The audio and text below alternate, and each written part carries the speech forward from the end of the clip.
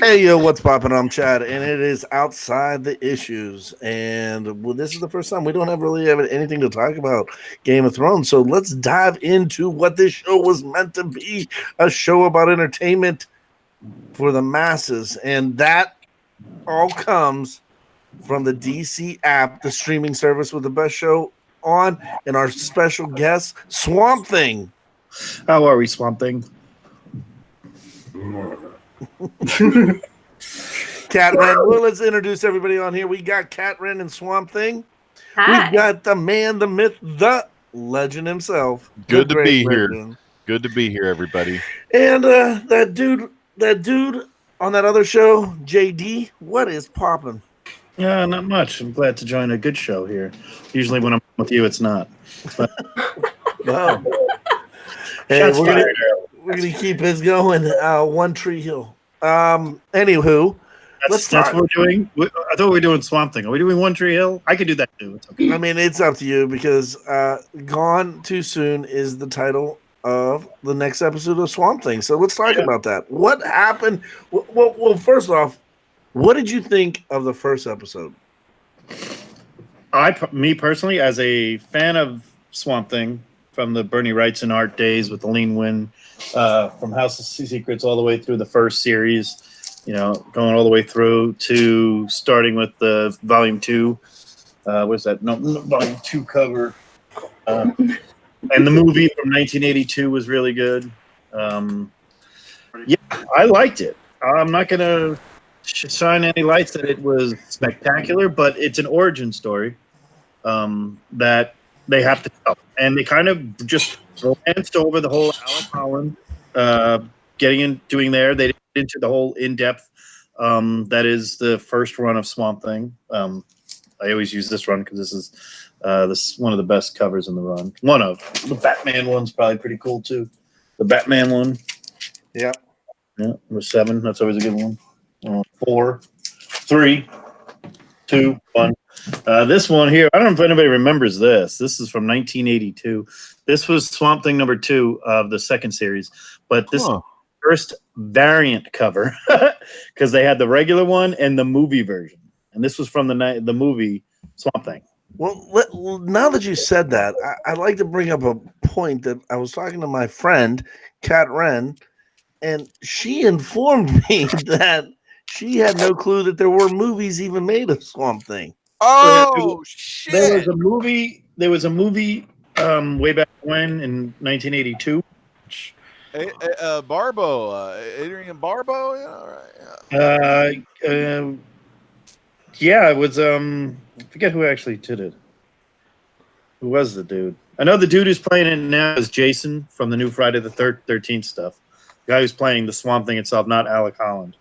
So this is the Alec Holland, story, and it gets into there you've got the whole origin story again. But they told the origin a little differently this time, especially because Abigail Arcane, instead of being the niece of the main villain of the part, I don't want to get into names because I don't want to tell everybody, but Abigail Arcane, instead of doing this, she works for the CDC, which is an interesting thing. So the plot line is that Abigail's been inquired to apparently go back where she's lived. Not from. They never said from. She said, I live there. Obviously, in the comic book, she's from Europe and moves to, with her eventual husband, is the Max McGee character from Swamp Thing, the guy who has to chase him down. I'm not going to get into his name or anything else, but he's all over the place. But it's good stuff. If you want to know the big things, so the plot line is that there's a disease that's infecting people around this area in Louisiana, and they bring back in Abigail Arcane, who's there, and she does not have white hair. Want to know what Abigail Arcane originally looked like? This is the first cover and first appearance of her, so that's the first time anybody saw what she looked like. Hopefully she'll get white hair before the show gets canceled, which we're going to get into there, but she has had light. So. I love her with the white hair, man. I think that's the only way I know her. Yeah, I mean, this is not Abigail Arcane. This is a different version of the Swamp. It's right after it, but until you get into different, hard to explain. First appearance, but the first appearance of Alec Holland is Swamp Thing 1. Volume 1 Swamp Thing is who we're talking about tonight, Right. people. Like he Volume said, 1 House of Secrets 92, that Different Swamp swamp. Thing is his own little swamp. Right. And if you go to the other swamp characters, Man Thing, Heap, there was even a swamp character in DC books way back in the day, Swamp Monster. There was one in one of the Tales to Astonish, and another one in a Strange Tales. I think there might have been a swamp character. Anyway, there's a plant-based character. So anyway, the disease comes in. These people get affected. This little kid, little blonde girl, falls down in her class. Hemorrhaging, the whole deal. They get into it. The CDC's there. They get her there, and all of a sudden, you get into what happens. And Alec, they start the actual Swamp Thing storyline. Everything before is an Abigail Arcane bring up, which we would never have had in an early Swamp Thing. But the way this is done, I love the setup. And that's what I'm going to give this kudos. And it's a 9 out of 10 on setup alone, that it is setting up a great series. However, I'm going to let everybody else tell me their opinion of it as well. We all know what's going to happen, what happens. But the one thing I will say is it was better than expected, and the setup was great. Not the action. The action was great. It had the fear, the scary, and everything there. You're not going to see a lot of the Swamp Thing, I assume, because you really don't see him that much in the comics till later on. It's mostly him thinking, kind of like he's doing right now next to Cat Ren. So, which I guess, that's my personal opinion on the whole Swamp Thing TV show. Legend, what's your thoughts, my man? Man, I was pumped up for the Swamp Thing. I haven't watched Teen Titans or Doom Patrol, which I heard those were pretty good. But I watched Swamp Thing last week. Watched it again with my wife a couple of nights ago. She freaking loved it. A lot of little jump scares. So, it had that little bit of that James Wan, associate producer or whatever his little role on the film was. But, man, I loved all the characters they chose. I like the first appearance of Alec Holland's flip-flops. Good That call. was just good stuff. I like the Abigail Arcane. I think she did a great job. That freaking guy, Herbert, or whatever, the one Alec Holland used to work for, I thought he would be a good kind of character. I don't know if he's a 100% villain or, because it's so early in the season. I liked his wife. His wife was really good. Because when Abigail moves back in to Moreau or whatever that place was called, you get to find out some of the backstory with her and her best friend who's gone too soon. But the best friend was the daughter of the two richest people in that Moreau swamp. So I just thought it was really good. I'm totally pumped up for the next episode. How about you, Cat Ren? What did you and Alec over there think? Well, I personally really loved Swamp Thing. I know the only complaints I saw from anyone really about the first episode is that we didn't actually see Swamp Thing until the very end of the episode. Because we did get to see. We saw Alec. We saw him becoming Swamp Thing. Mm-hmm. And I did like the inclusion of the whole virus. I did like the threat to this small town, and even the threat to the doctors, to the CDC members. I think I'm offending Swamp Thing right next to me. I like your show. It's good. Yeah. But if you work with DC fans long enough, you get to call in favors like Swamp Thing. Cat Ren, hey, Cat. Before we get to this next guy. Because the guy in the blue shirt, that's the guy that checks the chat. I gotta ask Cat Ren about that JLD cameo from the blind woman upstairs of that Roadhouse bar. What about old Madame Xanadu right there? I'd like to see more of her. Wasn't that cool? Hopefully she'll do some stuff in the day. I was thinking the same thing, Legend, that it's Mama Xanadu, and the Sutherlands, or whatever they're called. Sutherlands, yeah, whatever they're called. It's funny because Abigail's from a wealthy place overseas. Her uncle has a huge castle, and her dad into a Frankenstein almost. Remember, this was all Bernie Wrightson and Len Wein redoing Frankenstein because they couldn't do Frankenstein. Mm-hmm. not that they own the rights to it, because both Marvel and DC and everybody, Dell did Frankenstein stories. They just wanted to tell their own version of Frankenstein, which, if you ever see the beginning, the Patchwork Man, which is in here, this story here. Oh yeah, okay. Patchwork Man meeting Abigail, and Patchwork Man is Abigail's dad. Spoiler alert! And there is Patchwork Man's hands coming up. One of the legendary Bernie Wrights and artist drawings right here. One of the great ones here. The Abigail Arcane, and in the book, Abigail meets. Abigail's uncle is trying to take away Alec's power because it makes him live longer, and Alec. This guy wants the power because he wants to be a plant, and Alec hates the power because he wants to go back to being a human. But then you find out that later on, after all Len Wein's all done and everything, he edits, but new guy writes in, Alan Moore, and Alec Holland is technically, is he the Swamp Thing or is he not? You don't know. That's the thing. Alan Moore, Seawood. This starts the whole well, this is not the Alan Moore. I think the first Alan Moore is 21. I don't know where that one is. I have a few of the early ones I pulled out of the Alan Moore run. Some of the classic Swamp Thing with Abigail picking off. That's how Abigail would eat. Well, you're showing that show and tell. We got to jump into the chat and see what's going on. Sam's Tangled Web is in there. Chris Barrett, Caleb Comics, Murphy, Bub's Comics. What's going on? Swamp Things for everybody. Chris Barrett. We got TJ. The Slab Dragon Watson himself. Chris, thank you for joining us again. Discovery Bay, we've been discovered. Drew Manchu. And Mastodon. Mastodon Comics and Collected. And Discovery Bay, Poor Man's Comics.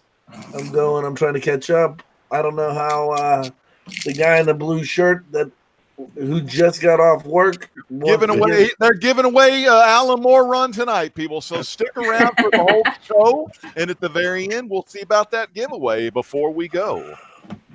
Now, I do want to do a quick special shout out to Soldier Only and Fuchsia Only. They had an auction a couple weeks back, and I had this package on my porch as soon as I rolled in of Swamp Thing books. So I've got like all these most of them are rights and some of them are like post rights and like me and Chad call that synchronicity, by the way. Synchronicity. Swamp approves. So I got issue 15. I do have some rights in here for you, JD. I got another issue 5. Issue 5, beautiful. One of my favorites. Rolling into this one. I finally got an issue 4, which I needed. 4 is good. I need a better 4. I looked at this one's not too bad. I haven't had a chance to Mylar these up. I'm going to buy these. I'm going to buy these. This is the biggest one of the lot. I got the issue 2. This is the one I needed the most. It's a beautiful cover. Yeah, this one's a beaut. So now I have 1, 2, 3, and 4. So nice. And then 12. Oh, 12 is a great storyline. 14 is a great story. I mean, I always say that. I think people don't realize how good the story of Swamp Thing was. I think most people can say this right now. If they've ever read the Alan Moore Swamp Thing, it probably was the pinnacle of comic writing for a long, long time. I mean, I've heard people talk about Alan Moore Watchmen, as being another one, or Grant Morrison run he did, or Garth Ennis and Brian K. Vaughan and everything. I think Alan Moore Swamp Thing is the one thing that all the writers that are really good since he wrote that have always referenced that as the best writing. And it is an arc that just continues, which is what I want the show to be. So I don't know how much we've actually talked about the episode, but tell us everything you want. I was going to actually speculate on what the next episode is going to carry because I think you're talking about the Alan Moore storyline. I could see episode 2 basically being issue 21 of that Alan Moore run, where it's the body. I mean, they've already introduced the Sunderlands, who in issue 20, I believe it was the Sunderland guy who ordered the autopsy on Swamp Thing. Once they kind of got him. I mean, they might wait a couple episodes until they, capture Swamp Thing or Alec Holland and, they kind of freeze them so they can do that autopsy. But I'm guessing in the next few episodes, we're going to see pretty much like an adaptation of that specific issue because, I mean, that issue is one of the most famous from that run, if not the most famous from that run. And I'm pretty sure they're going to do Floronic Man, if not next. Oh, yeah. So he's coming. So Woodrow's going to be in the series. I'm trying to think of the actor's name. I saw it in the early preview. one of the trailers. The guy that played the Blob in the Wolverine movie. Oh yeah, that's right. I know who you're talking. Oh, I can't yeah? think of his name Okay. either. He's a good actor. Don't get me wrong. But I'm gonna look it up real quick. Because I figure Woodrow would be in here, and I agree with you. It could be issue 21, but I think we're not going to see Swamp Thing until the end. Well, you saw him in the trailer. You just saw him come out of the swamp and reach. You didn't see. You saw his face. I saw it. I know. You see his whole, but you don't see the action that he's going to do and what he's got to figure out how to walk and everything still, which is why I think it's going to be. Oh yeah, you won't see him tap into the green until like maybe the finale. He was laying down at the end of the show on his belly. Yeah, I mean, I mean, it's still. It's going to be. I think we're going to have a lot more of Abigail and the Sutherlands. I think there's still. I think.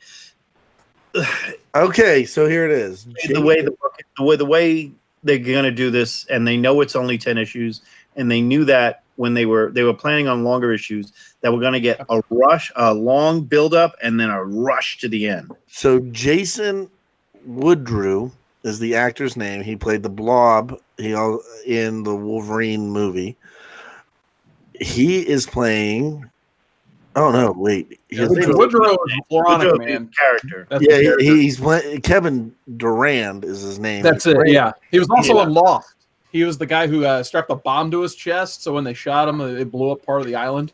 And it was the freighter that blew up. He is the main antagonist in this series, starting in episode 9, when Alan Collins Swampthing pushes him into and then it just dot.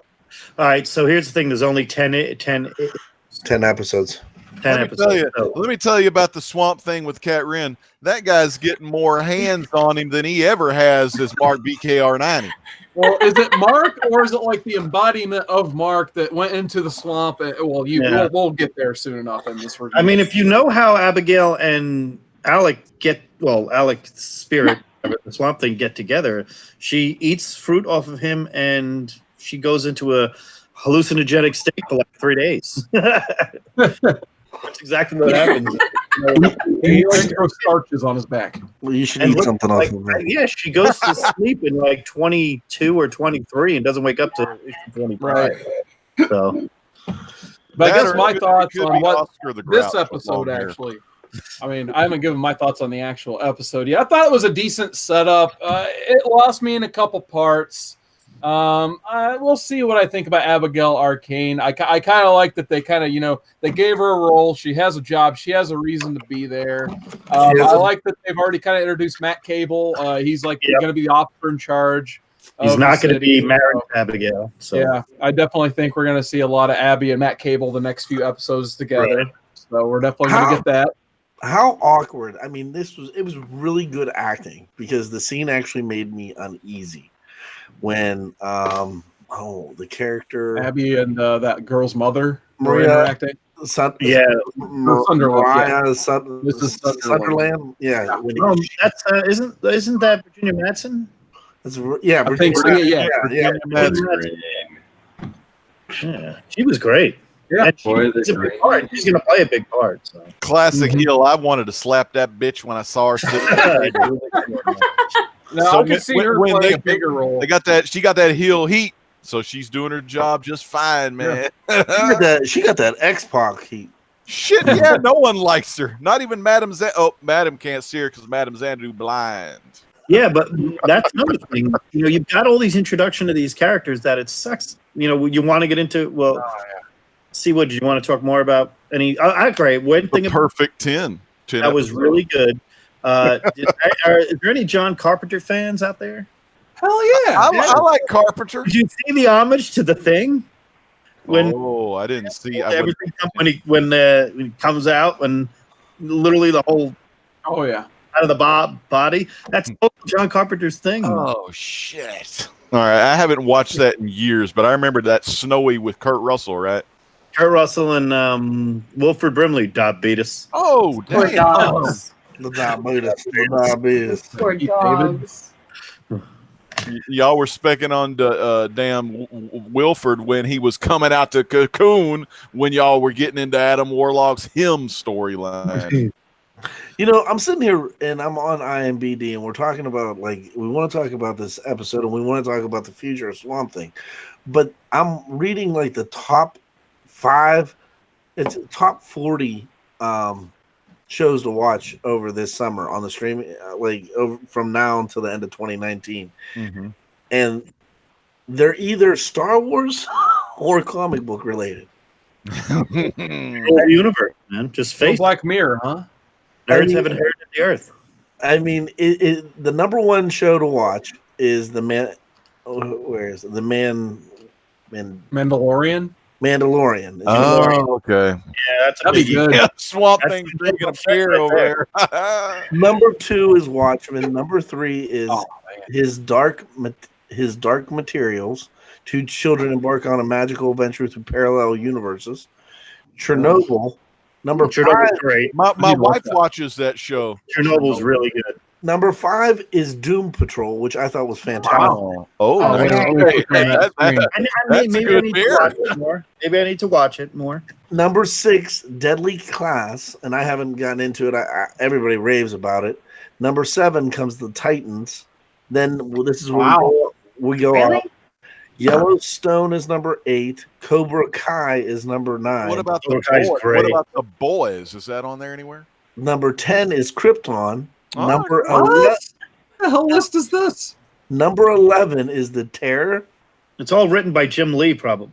Probably. I mean, they haven't even mentioned Stranger Things next month. They haven't mentioned Black Mirror, just came out yesterday. They haven't mentioned Swamp Thing yet. They haven't mentioned mentioned the Good Omen one on Prime. I don't understand why they have Fringe on here. Yeah, what kind of list are you looking at? One of those Comic Tom gimmick lists? There you go. Oh, man, them gimmicks.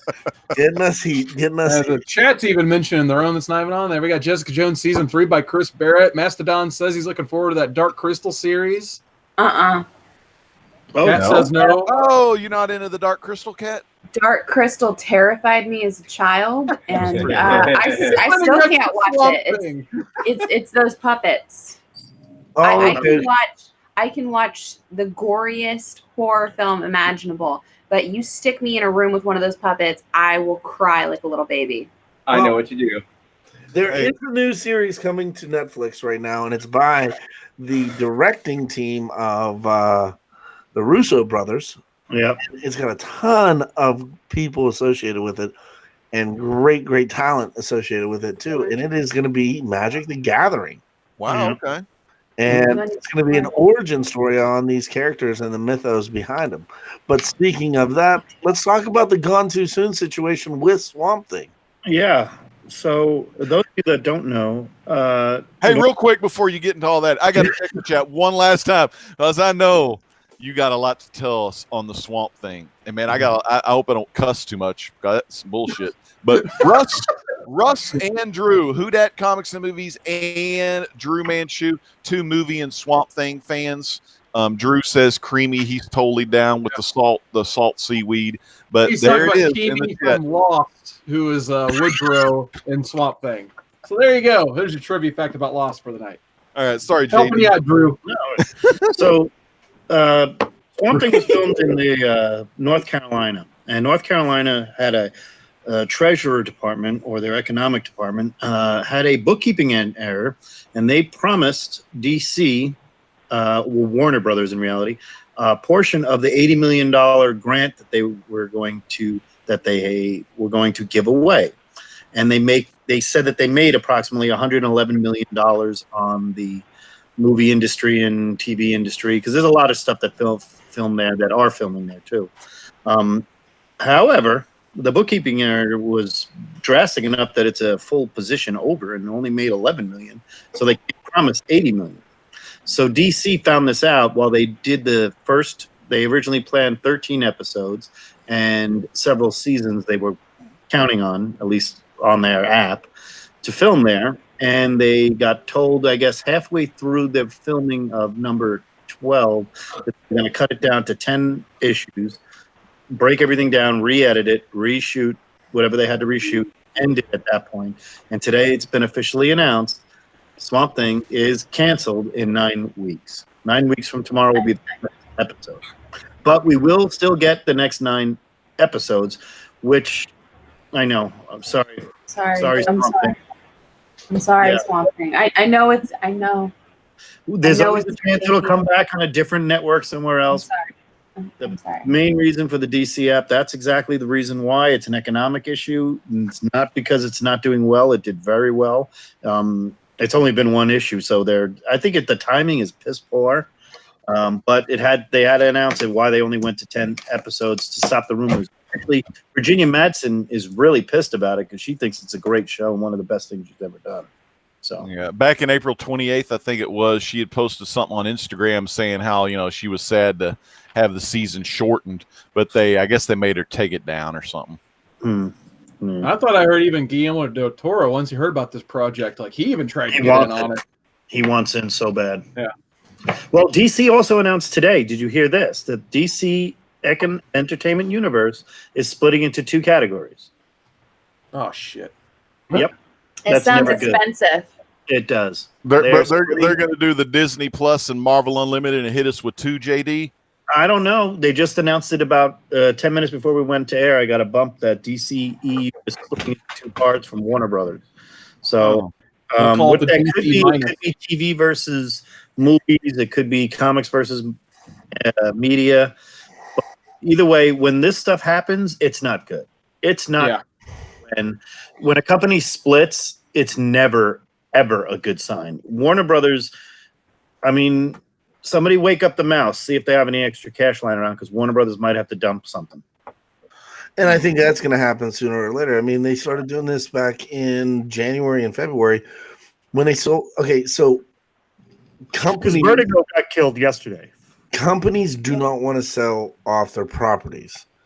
And the one that made sense, because he is, quote unquote, one of the boys, they were able to sell off their toy line to Todd McFarlane, which I guess at San Diego, they're going to be making the announcements and showing a lot of those prototypes and whatnot to come of the new toy line. Now, if anybody can do the toys, McFarlane can. Oh, absolutely.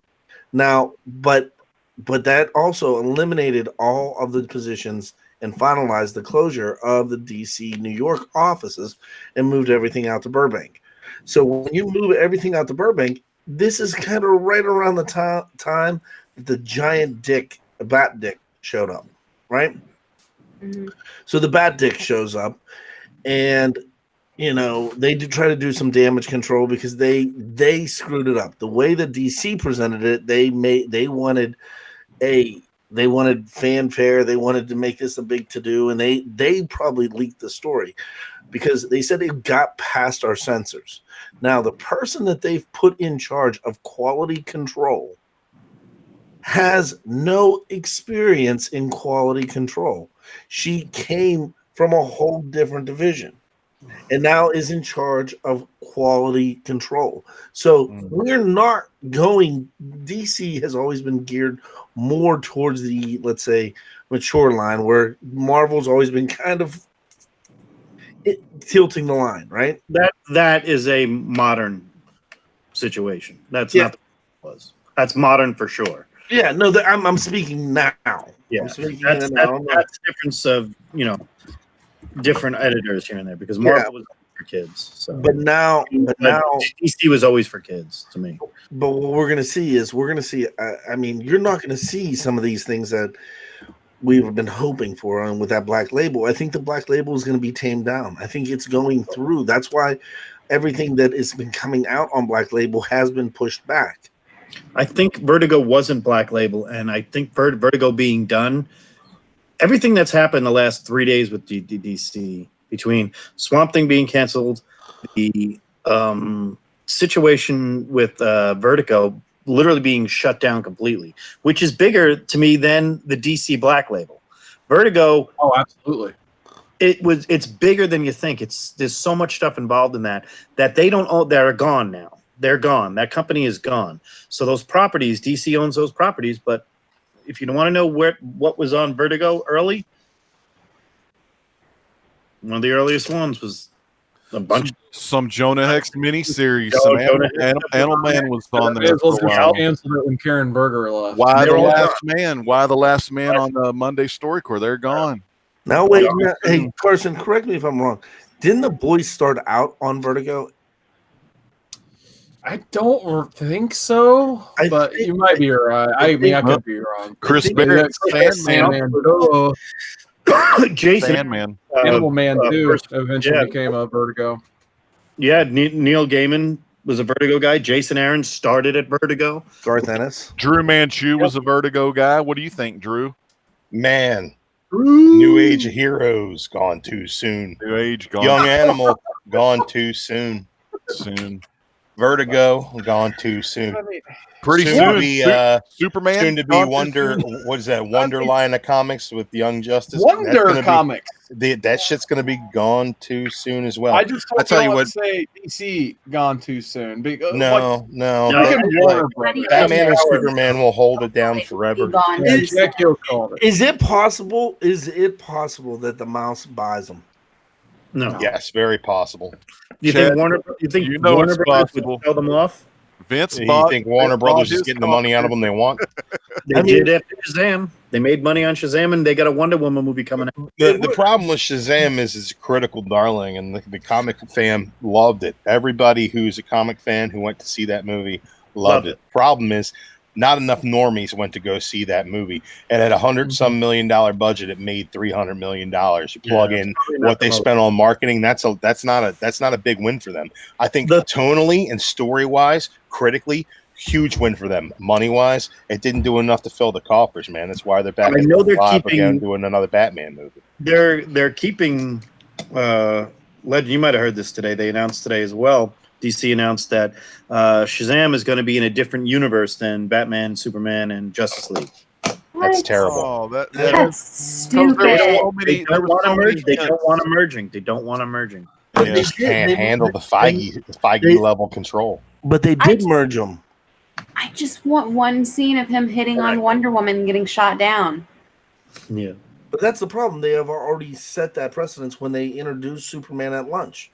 And the And they- Batarang and the newspaper bullet. articles, right? Yep. And the bullet. They want the whole Marvel the Batson group.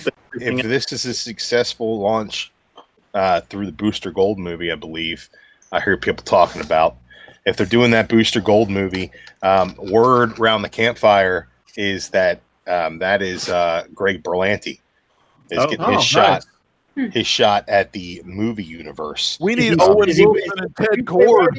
And I think if Greg Berlanti gets a chance to do something at that level, at the movie level, it'll be good for them. They'll have their Feige. I think that Berlanti could be that Feige. What's that?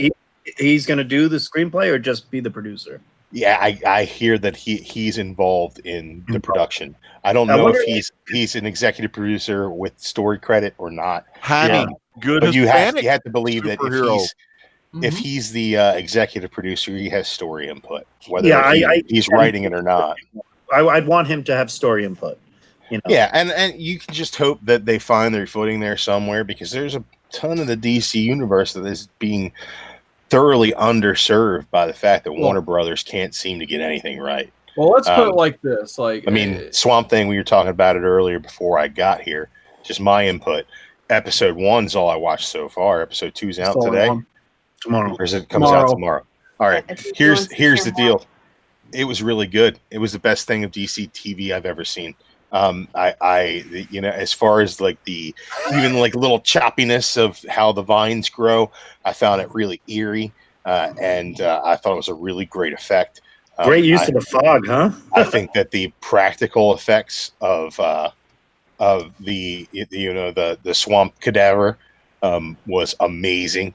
I thought that the storytelling and the characterizations by the actors really good. The fact that we get a different origin for Arcane, but we're still focusing on her as our through line character. I think that you're going to get a whole lot less Swamp Thing than you want. But I think when you do get it, it's going to look amazing, and that's why they went over budget. And that's a producer thing with the state. That's why they went over budget. That's with the state of North Carolina. Like, you figure out your paperwork for real. You're talking about a company that Get apparently your shit together at DC. Yeah. Apparently we'll get it. We're there's talks of us getting another Constantine. Can we figure out a character who's had more chances to be a part of the zeitgeist that fails every time at the mainstream Such level? a good character. Can Constantine, as a good character, as we all know and love, we love the Hellblade. We love the whole line of it. I don't know if he can carry in today's market, in today's world. I don't think he can carry on his own. I don't think so either. I think I have a hard time thinking Hellboy can carry on his own. I think this particular show gave him an opportunity to bring that Justice League Dark into the fold. This actually would have been a great launching point for Justice League Dark. 100% agree. And you want to get it. I mean, Boston brand. Let's face it.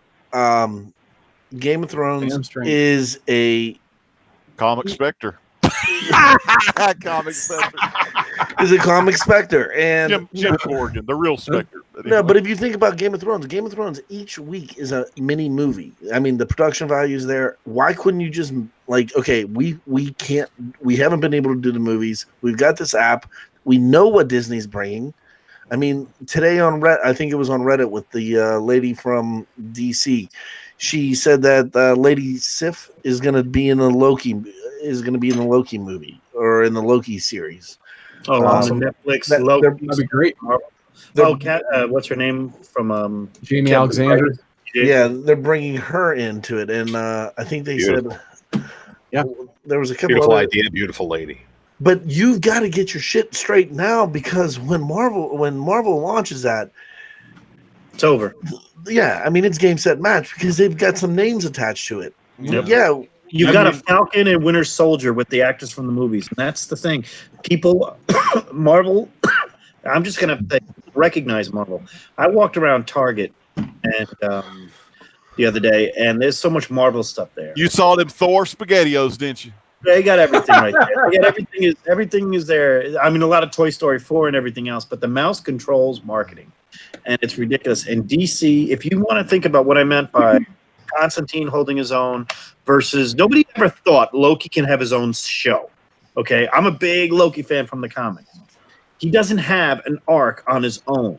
Okay, he relies on his brother and his father and the Dark Elves and the Biofrost and the Frost Giants and Jotunheim for him to have an arc. He can't be on his own until now, because he was so successful in the movies. Now he can have his own show. Falcon and Winter Soldier, there are no Falcon. Falcon as Captain America, yes, it ran for a little while, didn't do well. I liked the storyline, did not do that well. The other one, Bucky, Winter Soldier, never had really his own. He had his own line for a little while. Neither one has had their own enough. They're going to be together, and you know it's going to be phenomenal and done well. Hawkeye's getting his own series. Black Widow's got her own movie coming out. These are characters that never would have been able to hold their own. DC hasn't done that. What they did is they added Shazam, which nobody knew, but everybody, like Drew said, non-comic book people didn't watch it. And Carson? Okay, cool. I need to shoot on Warner Brothers, because I've been a DC fan, lifelong DC fan, but Warner Brothers is ran by a bunch of morons since the 80s. It's not just anything new. It's been years, decades of Carmine. idiots When they got rid of Carmine, money. Infantino, it went Not to even shit. DC. It's Warner Brothers from the top down. They sold Superman to the Canon Film Group in the 80s. Superman Fucking 4 was Canon. Canon. That's RoboCop shit. Charles right there. Bronson. Charles Bronson may as well have been Superman.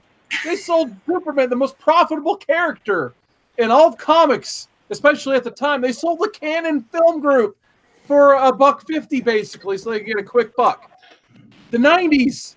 In 97, they took probably the most marketable, profitable comic book character of the 90s, the 2000s, and maybe even possibly now, Batman, and drove that character into the ground for 8 years with Batman and Robin, one of the worst movies of all time. And I agree, Chris Pratt, don't mess with Charles Bronson. He's a real man. Don't mess with him. But anyway, Batman and Robin is better than Batman v Superman. I'll put it All out there. garbage, garbage in, garbage out. It all stinks. Some of it's the top of the garbage heap, and you can smell the But- fresh air. When you have Marvel, who can you can take any character, like you can take the Guardians of the Galaxy, who no one knew before Exactly. that first movie, and make them one of the biggest blockbuster franchises. Whereas on the other side, Warner Brothers can't figure out who they want to cast as Superman, what franchise they want to do, when they can get it out. All they see is temporary dollar signs. They have no long-term plan. They have no Kevin Feige. They're idiots. I'm sorry, but that's, unfortunately, I cannot trust Warner Brothers in anything DC does because of the way it's ran up top. I love DC, but that's just the way it is, unfortunately. These are facts. These are facts. Drew, I'm going to ask you a question since you're probably the biggest Marvel fanboy on with us right now. Oh, that hurts, but I'll take it. So, Feels good to be labeled a winner. Before Iron Man 1, who were the top 3 characters in Marvel? Top 3 characters in Marvel, I would say probably Wolverine. Wolverine has the most appearances in comics. 15,000. Hulk, because of recognition. Okay. He had his own roller coaster. And then Tobey Maguire. Yeah, Spider-Man. Okay, and Spider-Man. So Disney, Marvel doesn't have the rights to these characters. Iron Man, Captain America, and Thor today are on the same level as Wonder Woman, Batman, and Superman. I would venture to say that in the American zeitgeist, they're bigger.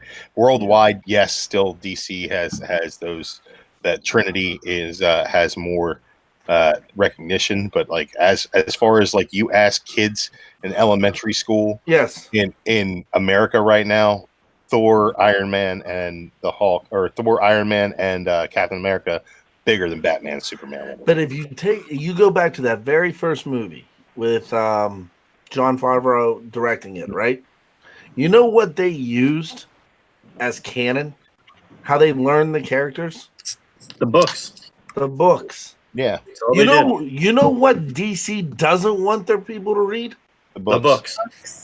Does that make any sense? The problem is DC's and they pride themselves, Warner Brothers, on being like an auteurs studio. Okay, they want to see what a filmmaker does with a property rather than see what a property can do for film. Whereas Marvel Studios, it's all Feige. It's Feige. It's Feige's desk. Yeah. Feige was working hand in hand with the script writers on Iron Man. Is working hand in hand with what's his nuts, Swingers dude. Favreau. Yeah, they're working hand in hand together. So he had his hands in the pie, and he knows that if you're going to take a B character like that, you're going to make them work. You need to figure out what made them work on that page for however many years. And they change things in the MCU, not big things, but things here and there, or they'll change things and they'll adapt it to a modern sensibility. But as far as DC goes, they take these directors, they give them these characters, and they say, do your director thing. And the director thing normally is to take those characters and be like, well, I don't understand this, that, and this. Let's put it in terms of where I understand it. That's a very Zack Snyder thing. Let's make Ra's al Ghul train Bruce Wayne. That's right. What about the Snyder cut? Snyder's great at certain things, man. Snyder can't finish a story. Movies. He just he's very great at symbolism and things like that. But like, he has a clinical misunderstanding of who the characters of Batman and Superman are, and he made a giant Batman Superman movie. Like, he made a Batman movie where Superman was the main bad guy. Yeah, pretty much. He made Batman the bad guy, but made you root for him. Okay, so if you ever see, Chad, that you were talking about was about the books. There was a moment when the Russos got their first job at Marvel, and the writers that they hired were there. There's a desk, and they talk about it, and it was on I think it's on one of the movies. They talk about it when they first got to Marvel, and it was Winter Soldier. And he handed him the Ed Brubaker Captain America run and says, "This is what we're going with. We already have the characters. Now go find the rest of them." And immediately Feige just said, gave it to his casting people, go find people, and then whenever. But he gave them copies of that, whatever, a trade paperback, whatever it was. This is what I'm going with. Now, if you ever see that trade paperback and the Winter Soldier movie, it's the same. The costumes, the look, everything is there. They went down to a science. If you look at any DC one, with the exception of probably Wonder Woman, it's not the same. And when they do it the same as comic, they're doing it as like a morsel or a treat or have a little bone dog. You might recognize this from the comic. While in Marvel, it's always about the comic with less taken out. While DC, it's all about our own writers that want to write our own storylines and then throw one little cute thing about the comic in there. With the exception of Man of Steel, that was a different one to me. I do think Man of Steel is an underrated movie of DC. I like Man of Steel. I think it's the best one of the bunch. I think that's the first time you finally saw Superman fight somebody and felt like Superman was fighting somebody. There's a lot to like. This is where DC needs to have somebody in charge that says, "Hey, here is the subject material. We need to adapt this." Right. I think that the problem with that, though, is Chad. I think that DC, like Warner Brothers executives, are still in the mindset of, well, we don't want to make it too comic booky. It's like they haven't been paying attention to what all these successful products are that are also coming out. You know what I'm saying? Yeah, Drew, you're absolutely right. Like, here, think about this. For the longest time, DC's movies, their animated movies, kick ass. I mean, I still watch them. I think they're awesome. They're fantastic. Public Enemy is a particular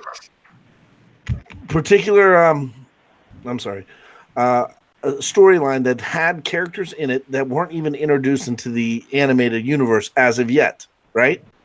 So there's one scene where the Bat family and the Superman family team up to beat Shazam and I think Hawkman, right? Yes. Well, they changed it up a little bit. They introduced Black Lightning. They introduced Power Girl, and they were still able to take that same feel to the show, to that from the story, and just adapted it just the slightest bit, and it still worked. It still worked. Why can't those directors? Those people are directors. Get Bruce Timm. He's done it.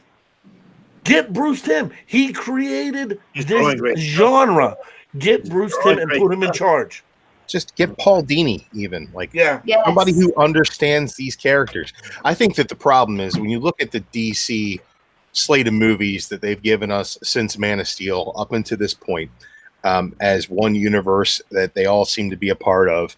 The only one that really works unequivocally on all levels through all three acts of the story is Shazam, and it is the most comic book of the bunch. It's the goofiest, the campiest, and they don't understand that is what works. That the campy, hopeful, bright, beautiful Superman that is just a paragon of virtue in Metropolis, just beating giant aliens raining from the heavens for 45 minutes as the main action sequence would work. All you have to do is show him his character, how he would work as a beacon of hope. Batman, they keep going back to the same deep, dark drawing board when Batman, for all intents and purposes, has the campiest rogues gallery there is. There should be some camp involved. That's why I've been loving the latest run of Detective so much, because it's like a big bad campy villain with a weird origin story that's just so convoluted, but at the same time it's so incredibly Batman that it works. And these are the things where they're like, oh, we're going to take Batman back to basics and everything's going to be real world gadgets and things like that. Sure, there's something fun about that, but it misses part of what makes the DC universe such a great place to play with these characters, because a lot of it is very campy and a lot of it has been around since the 40s. Yeah, so they should definitely be playing off of that the way they did in Shazam. It was modernized, but all of that was in it. All of that was there. I get criticized a lot for my opinion on the Chris Nolan Batman series, but I say Heath Ledger saved that entire run. Agreed. Because everything else about that whole series is the worst of the worst. It's Batman again has that really great stuff in Gotham. Batman Begins is a good standalone storyline, not a Batman story. That is, it would never be trained by Raza. I mean, you didn't have to go through all that. You did the origin story, and you made it pretty cool, I guess, in your own right there. And they did a good job. And Tom Hardy was a good Bane, but you couldn't understand a word he fucking said. You know, I loved it. you know. Survival. Let's not stand on ceremony, JD, let's not stand on ceremony. Let's ask our DC queen what her opinions are. That's pretty good. That was pretty good.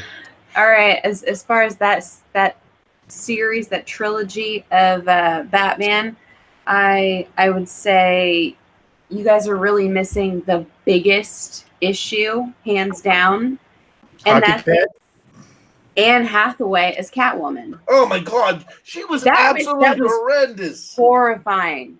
I would rather have Not myself my be Catwoman.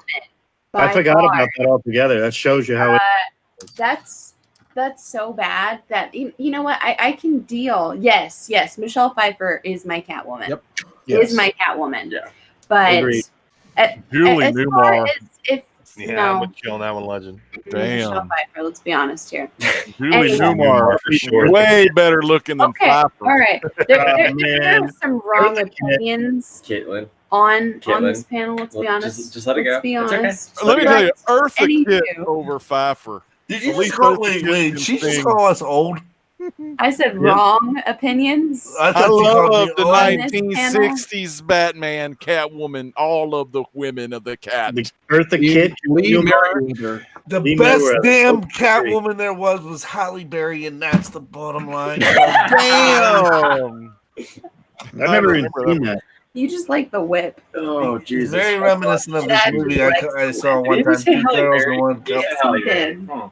Yes, you Hey, did. the comic intellect P would like to know who you guys would think would make a good Catwoman now. I Well, would. like Kristen Stewart. All right, Mark. God no. Yep.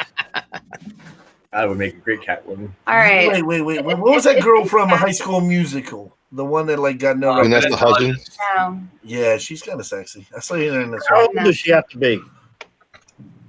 How old? They got to be over 18, I agree. Let's get a little closer. under I mean, do 30. you want a 30s Catwoman or do you want an origin story? Like a mid, because I don't want an origin story. I already want a damaged girl yeah, with daddy. I issues. want the storyline where it's the old Selena Kyle talking about her younger years. So start out with Betty White. Betty White talking about her younger years. Lindsay Lohan. Who's it? Chris Barnett and Lindsay Lohan. Are you serious right now? Well, Chad did say he wanted to She's damage Catwoman. prettier. Betty White and the old old Oh, lady. what's that- and then what's she's that- talking about the Before or after? their young days. She's that- already in the MCU as Valkyrie, but I think Tessa Thompson would be a badass Catwoman. No, what's that other girl that went crazy? That's a good pick, Drew. Amanda Demi Lovato. Bynes. Amanda Bynes. Yeah. Oh God! what about if you went completely Catwoman, Selena Kyle from, like raving nut job psycho woman that's that hot, like who? What's that? What's that? Shit? Was it a Glenn Close throwing that rabbit in the boiling water? No, I was thinking She was what's that crazy. show that everybody, I gotta find out the one that everybody likes. I think there's two people from Game of Thrones that could pull it off. Sansa? Yes. Marguerite. I disagree.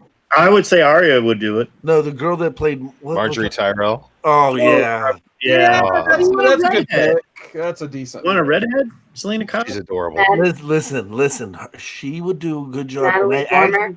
Yeah. Yeah, Gorgeous. Natalie Dormer. That's a decent. What if pick. you She did is have Lily Clark? gorgeous. I think Cersei. I think she's a little old for the Yeah, I Batman. do. The I Batman that they've cast. If Or they the still Batman had that they've Batfleck, cast. I would say If you're Cersei. going Yeah, they age-wise. casted the Twilight. It's the Twilight. Oh, Lena then why Headey, why don't we go with Lena what's her Headey's name? gorgeous. But I think I already age-wise, went there. it won't work. Sansa, right? No. Oh no, she's Jean Grey. Sophie Turner's too Apparently young. terrible at that. Sophie Turner's too young. Sophie Turner's not a good actress. I'm going to say that out loud right I now. heard she's really good in Phoenix. Yeah, I heard nothing about that movie's any good. I heard she is the only thing. I was going to You see know it what? instead of hopping on here, but apparently none of the local theaters doing a late showing of it. So that None shows of you them how are doing slow it here either. I love Sophie Yeah, Turner. the latest show was like 9:30. Right now. What do you think, Kevin? I love Sophie Turner. I think she's adorable. I think she's probably the only good thing about the X-Men film series right now. Thank you very much. You're feeling okay.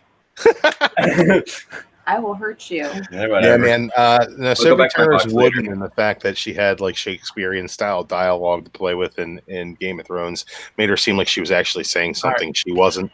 Yeah, I wouldn't cast her in anything. Here's my picks because I just pulled up Internet Movie Don't mute Database button. for some help here. So I'm guessing Don't mute Mackenzie Davis Caitlin. for Catwoman. She's in the new Who's Terminator movie. She kind of looks like Colby Smulders except younger. Oh, I'll take that. So she's in the new Terminator movie. And if we're casting Babs, Batwoman, or Batgirl for this one, I'm going Jane Levy.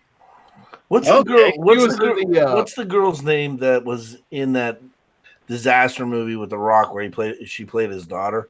Yeah. Give me a second. She was in Baywatch too.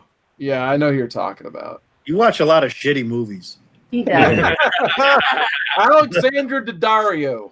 She's That's not a bad That's choice. not a That's not a bad bad one. choice. She's That's really not. Yeah. she's a pretty good actress too. All right. So hey Yeah, guys, no, If we're casting, But anyway, our recording, we're hitting 11 o'clock. I I would like to Swamp see Thing. Emma Stone. Emma Stone. I think she'd be good. Yeah, well, she's gonna need a butt double just like Brie Larson did because that girl ain't got no ass. So I need my She's back girl half prettier to than back Brie on it. Larson. If If we're gonna go with looks, you're pushing it. hey guys, we're hitting 11 They're o'clock about on a Thursday night. These We're are gonna have to faces wrap of this black. up here quick, but we're gonna be going off the rails tomorrow night on Comic Core. But we even have a new format on Comic Core. What? Yes. No one told me. Well, I'm gonna announce it right now. Oh, you're good. It's going to be the first ever live Wizard magazine. Ooh. Ooh, that could be fun. So each of us are going to have our own little segment, and we're going to even have the casting call. Can I tell people how much their comics are worth in the 90s? We're going to Yeah. talk about how much a book they're going to be worth, but we also got a couple other quick announcements. One, if you haven't, please send us a video of you talking about Kat. You want to say that part because you do it better than I do. Oh, about the Comic Core? contest? Yeah. All right.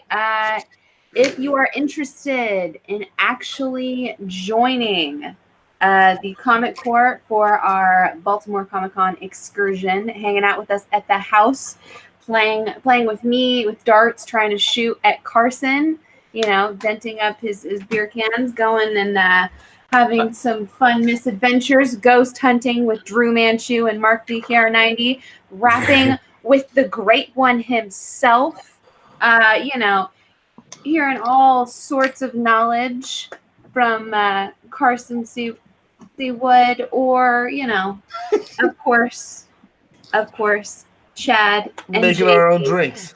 the two of them help make bickering me back some and drinks. forth like a married couple. That was pretty special. But the contest video is coming out. What I need from you, everybody, I need you guys to do a quick 5-second video, send it over to us about the Comic Core so we can put it together. The Comic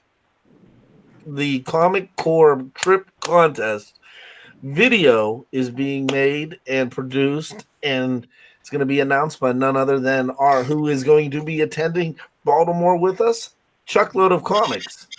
So Yeah. he is going to be making the video. It's going to be pretty exciting, and it'll be up this weekend. I promise you that. It's just been a really crazy time.